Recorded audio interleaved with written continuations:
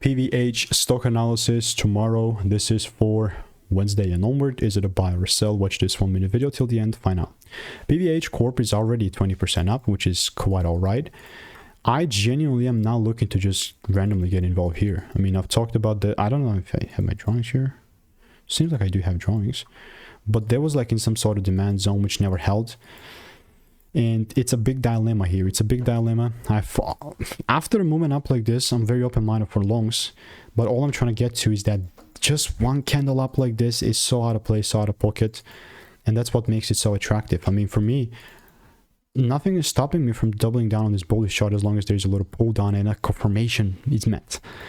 This is what's been printing me lately. But randomly buying is just not going to be the way. Obviously, rules must be met. So stay tuned. I'll keep you updated, and if you want to make more money trading in a simple and lean way, click the first link in the description. It's free sauce. It's free. It's free. It's free.